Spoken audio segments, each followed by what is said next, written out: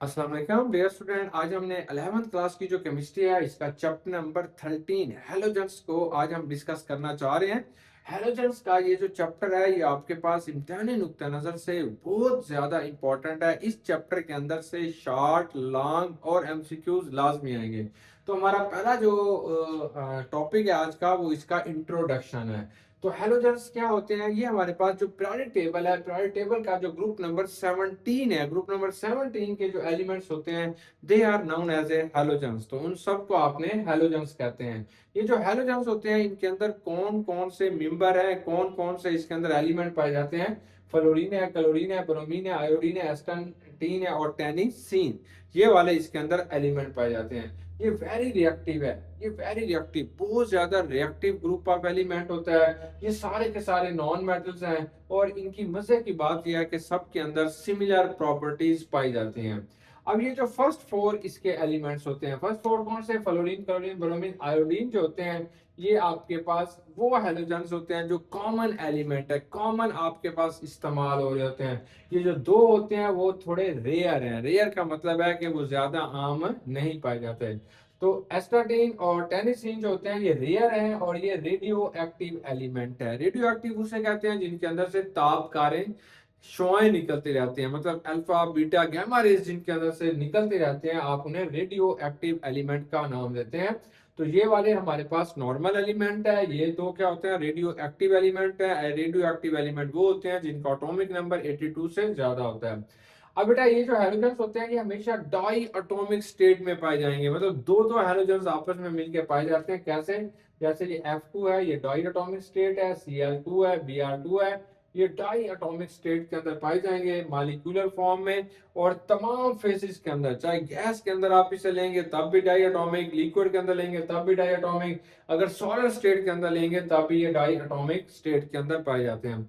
अब इनकी शक्लो सूरत कैसी है, यानी इनकी physical appearance at room temperature, room temperature के ऊपर। रूम टेम्परेचर किसे कहते हैं? जो हमारे पास 25 डिग्री सेंटीग्रेड टेम्परेचर है इसको आपने रूम टेम्परेचर कहते हैं। तो इनकी शक्लें कैसी होती हैं, ये कैसे होंगे, फिजिकल स्टेट क्या होगी, हमने बताना है। तो फ्लोरीन जो होती है वो पेल येलो गैस है, पेल येलो गैस होती है एट रूम टेम्परेचर। यानी पहली बात ये है कि ये गैस होगी और इसका कलर कैसा होगा? पेल येलो किस्म का होगा। दूसरी बात यह है जो क्लोरीन होती है ये ग्रीनिश येलो होगी, या इसको आप पेल ग्रीन कलर कहते हैं, ये भी आपके पास क्या होगी? गैस होती है। ब्रोमीन क्या होगी? ये एक लिक्विड होगा लेकिन वोलाटाइल लिक्विड। जैसे आप बोतल का ढक्कन खोलेंगे वहां से ब्रोमीन ऐसे उड़ के जाना शुरू हो जाएगी, वोलाटाइल लिक्विड होता है, यानी लिक्विड की फॉर्म में होगा फिर ये उड़ना शुरू कर देगा। इसका कलर कैसा होगा? रेडिश ब्राउन किस्म का इसका कलर होगा। ये जो आयोडीन होते हैं ये शाइनी ग्रेश ग्रे कलर का एक ब्लैक सॉलिड होगा रूम टेम्परेचर के ऊपर। अगर आप इसे 20 डिग्री सेंटीग्रेड पर ये सॉलिड रहेगा, अगर आप इसे थोड़ी सी हीट देंगे, गर्म करेंगे, तो ये जो होता है वेपर्स के अंदर तब्दील हो जाएंगे और वेपर्स का जो कलर होगा वो वायलेट कलर होगा, जामुनी कलर के होंगे और it is sublimised directly into violet vapours के अंदर तब्दील हो जाएगा।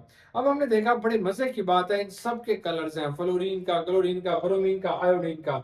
तो कलर ट्रेंड इन हेलोजेंस, तो ये आपके पास शॉर्ट क्वेश्चन आएगा कि हेलोजेंस के अंदर ये कलर ट्रेंड क्यों पाया जाता है। तो हेलोजेंस के अंदर बेटा ये जो कलर ट्रेंड है आपने ऐसे लिखना है, colour of halogens is darken, ये कलर गहरा होता जाता है progressively from chlorine to iodine. अगर आप क्लोरीन से आयोडीन की तरफ जा रहे हैं तो ये कलर थोड़ा गहरा होता जा रहा है, यानी आपके पास जो फ्लोरीन थी वो हल्की येलो की थी, जो आपके पास क्लोरीन है वो ग्रीनिश कलर की है, फिर ये डार्क ब्राउन कलर आ जाएगा हमारे पास ब्रोमीन का, और फिर ग्रेश कलर हो जाएगा, काला सा रंग हो जाएगा आयोडीन का। ऐसा क्यों हो रहा है? ये इसलिए हो रहा है क्योंकि ये लाइट को अब्जॉर्प्शन ऑफ लाइट, ये लाइट को अब्जॉर्ब करते हैं। तो जैसे जैसे आप नीचे की तरफ चले जाएंगे तो इनमें अब्जॉर्प्शन ऑफ लाइट, लाइट को जज़ब करने की जो सलाहियत होती है वो बढ़ती जा रही है। और लाइट को अब्जॉर्ब होकर होता क्या है? इलेक्ट्रॉनिक ट्रांजिशन होगी with in the molecule of halogens. Halogens के मॉलिक्यूल के अंदर बेटा इलेक्ट्रॉनिक ट्रांजिशन होगी। अब कैसे? देखिए ये जो फ्लोरीन होगी ना, ये फ्लोरीन, इसके ये दो शेल होते हैं। अब इन दो शेल के दरमियान में एनर्जी गैप बहुत ज्यादा होगा। अब ये वाला जो इलेक्ट्रॉन है ये ऊपर नहीं जा सकता, ऊपर वाला इलेक्ट्रॉन नीचे नहीं आता, दोनों का एनर्जी गैप बहुत ज्यादा है। अगर बेटा आप ब्रोमीन की तरफ चले जाएंगे तो इसके अंदर आपके पास शेल की तादाद बढ़ गई है और इनके दरमियान में ये जो एनर्जी गैप होता है वो थोड़ा कम हो जाएगा, इसलिए ये इलेक्ट्रॉन ट्रांजिशन शो करते हैं, यानी ये नीचे आ जाएगा, ये ऊपर जा सकता है, इसे हम ट्रांजिशन कहते हैं। आयोडीन का साइज इससे भी बड़ा है, यानी इसकी वजह क्या होगी कि एटॉमिक साइज इंक्रीज हो जाएगा, और ये जो एनर्जी गैप होते हैं इनके दरमियान एनर्जी गैप क्या हो जाएंगे, कम हो जाएंगे, और इस तरीके से विजिबल लाइट को अब्सॉर्ब करने की जो सलाहियत होती है वो फ्लोरीन से आयोडीन की तरफ क्या हो जाएगी, बढ़ना शुरू हो जाएगी, और इसलिए उसका कलर जो होगा वो डार्कन होना शुरू हो जाएगा, कलर जो होगा वो जरा गहरा होना शुरू हो जाता है। इस वजह से हम कहते हैं कि ये जो हैलोजेंस होते हैं ये कलर शो कर रहे होते हैं। फिर एक मजे की बात कि डिड यू नो, यहाँ से ये शॉर्ट क्वेश्चन आएगा, व्हाई दे कॉल्ड हैलोजेंस, आप इन्हें हैलोजेंस क्यों कहते हैं। सबसे पहली बात यह है कि हैलोजेंस जो होता है इसका लफ्जी मतलब क्या होता है। हेलो का मतलब होता है हेलो, और जेंस का मतलब होता है जनरेट करना। तो हेलो का मतलब होता है साल्ट, साल्ट बनाना। जेन का मतलब होता है जनरेट करना। तो ये जितने भी एलिमेंट होते हैं they they are usually use to form the salt, ये सॉल्ट बनाने के लिए यूज करते हैं। Due to this reason they are called halogens. कैसे साल्ट, जैसे NaCl ये एक साल्ट है, जैसे बेटा कैल्शियम क्लोराइड एक साल्ट है, जैसे ब्लीचिंग पाउडर ये कैल्शियम ऑक्सीक्लोराइड क्या होगा, एक साल्ट है, जैसे सोडियम फ्लोराइड एक साल्ट है, सोडियम ब्रोमाइड एक साल्ट है। तो ये साल्ट बनाते हैं, इसलिए आप इन्हें हैलोजेंस कहते हैं। सबसे पहले जो हैलोजन डिस्कवर हुआ था, MCQs आएगा कौन सा है, तो अपनी बुक पे लिख लें कि सबसे पहले जो हैलोजन डिस्कवर हुआ था वो हमारे पास क्लोरीन है। लेकिन जो क्लोरीन होती है ये थोड़ी पॉइजन होती है, बॉडी के अंदर एक खास मिकदार के अंदर जरूरत पड़ती है, इससे अगर ज्यादा ये बॉडी के अंदर जज़ब हो गई तो वो पॉइजन हो जाती है। हमारे जिस्म के अंदर हम क्लोरीन को यूज नहीं कर सकते, हमेशा बॉडी के अंदर जिस शक्ल के अंदर ये यूज होती है दैट इज ए क्लोराइड, ये क्लोराइड की शक्ल में इस्तेमाल होगी। मतलब हम नमक खाते हैं तो यहाँ पे जो क्लोरीन होती है ये क्लोराइड बन जाता है, तो क्लोराइड जो होता है वो क्लोरीन की निस्बत से थोड़ा कम पॉइजन होगा। और दूसरी बात यह है कि ये जो हमारे पास हैलोजेंस होते हैं इन सब को आपने हैलोजेंस कहते हैं because they are salt forming. अब आपने इन तमाम एलिमेंट्स की एटॉमिक फिजिकल प्रॉपर्टीज क्या होती है वो टेबल बना के आपने याद कर लेना है। सबसे पहली जो बात आती है वो होते हैं इनके प्रोटॉन नंबर के, इनके अंदर कितने इलेक्ट्रॉन और प्रोटॉन पाए जाते हैं, या इनका एटॉमिक नंबर क्या है। फ्लोरीन का एटॉमिक नंबर बेटा 9 होता है, क्लोरीन का एटॉमिक नंबर 17 है, इसमें 8 जमा किया 17 आ गया, इसमें फिर आपने 18 जमा करने हैं तो ये आपके पास ब्रोमीन का एटॉमिक नंबर आ जाएगा। इसके अंदर फिर बेटा आपने जो है ये 53 है, और इसके अंदर फिर आपने 18 जमा करते हैं तो ये आपके पास क्या आ जाएगा, सॉरी यहाँ पे आपने जब इसके अंदर 18 जमा किए तो बच्चों ये 35 आएगा। 35 के अंदर जब आप 18 जमा करोगे तो ये 18 जमा करते हैं तो ये 53 आ जाएगा, ये इसका एटॉमिक नंबर हो जाएंगे। अब आपने शेल के अंदर इनकी इलेक्ट्रॉनिक कॉन्फ़िगरेशन क्या होगी वो बताओगे। तो फ्लोरीन के पहले शेल के अंदर 2 इलेक्ट्रॉन होते हैं, दूसरे में बेटा कितने होंगे 7।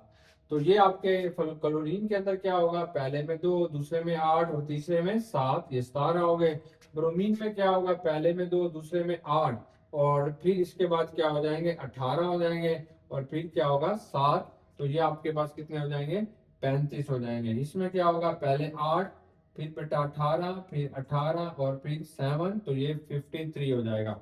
अब इनकी आउटर इलेक्ट्रॉनिक कॉन्फ़िगरेशन क्या होगी, 1s 2s का फार्मूला जब लगाएंगे तो फ्लोरीन के बेटा 2s के अंदर 2 इलेक्ट्रॉन होंगे, और 2p के अंदर कितने होंगे 5, ये आउटर इलेक्ट्रॉनिक कॉन्फ़िगरेशन है। इसके क्या होंगे, वही रहेगा, सिर्फ प्रिंसिपल क्वांटम नंबर चेंज हो जाएगा, 3s में 2 होंगे और 3p में कितने हो जाएंगे 5। इसके कितने होंगे, 4s में 2 होंगे और 4p में कितने हो जाएंगे 5। आयोडीन के कितने होंगे, ये पांचवें ग्रुप से ताल्लुक रखता है इसलिए 5s2 होगा, और 5p क्या हो जाएगा 5 हो जाएगा। अब इनके एटॉमिक मासेस के कितने ये आपके पास भारी होते हैं या कितने हल्के होते हैं, तो इस चीज को आपने जो नाम देते हैं वो बेटा हमारे पास क्या आ जाएगा, एटॉमिक मासेस। अब इनके एटॉमिक मासेस हमारे पास कितने होंगे, मतलब ये कितना ज्यादा वजनी होगा, तो हम जानते हैं फ्लोरीन का एटॉमिक मास जो होता है वो 19 है। क्लोरीन का कितना होगा, EMU 35.5 होगा, इसका आपके पास कितना होगा 79.9 होगा, और आयोडीन का बेटा हमारे पास 126.9 होगा। अब इनकी फिजिकल स्टेट क्या होगी, हम जानते हैं कि हमारे पास ये जो फ्लोरीन है that is a gas. Fluorine जो होगी बच्चों ये हमारे पास क्या होती है, गैस है, क्लोरीन भी बेटा आपके पास क्या होगी, गैस है। ब्रोमीन जो होता है ये लिक्विड स्टेट के अंदर मिलेगा, और आयोडीन जो होती है वो सॉलिड स्टेट के अंदर पाई जाती है। अब इनका कलर, फ्लोरीन जो होगी इसका जो कलर होता है वो पेल येलो होगा, यानी हल्का धुंधला किस्म का पेल येलो होगा। क्लोरीन कैसे होगी, ये पेल ग्रीन होगी, पेल ग्रीन ग्रीन होगी। ब्रोमीन कैसे होगा, ये रेडिश, ये डार्क या रेडिश ब्राउन, इसको हम कहते हैं कि ये आपके पास रेडिश ब्राउन, रेडिश ब्राउन इसका कलर होगा, ये रेडिश ब्राउन कलर की होगी।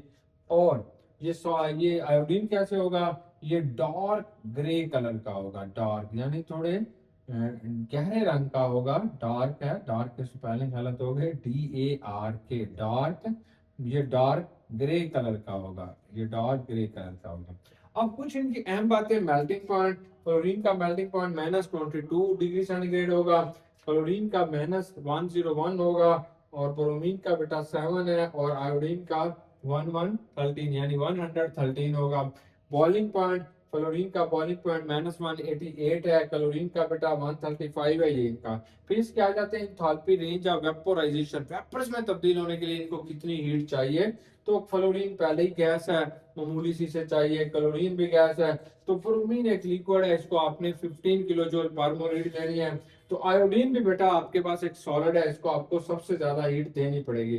फिर पानी के अंदर ये फ्लोरीन जो डायरेक्टली आएगी पानी के साथ रिएक्शन कर जाएगी, क्लोरीन का जो रिएक्शन होता है वो थोड़ा कम होता है, लेकिन जो ब्रोमीन होती है ये 3.6 जो है वो पानी के अंदर इसका हल हो जाएगा अगर 100 ग्राम आप पानी लेंगे, और आयोडीन का सिर्फ 0.018 ग्राम हल होगा 20 डिग्री सेंटीग्रेड पर, अगर आपके पास क्या होगा 100 ग्राम पानी होगा। डियर स्टूडेंट, उम्मीद है कि आज की डिस्कशन आपको अच्छी लगी होगी। बेस्ट विश, गुड लक बच्चों, अल्लाह हाफिज।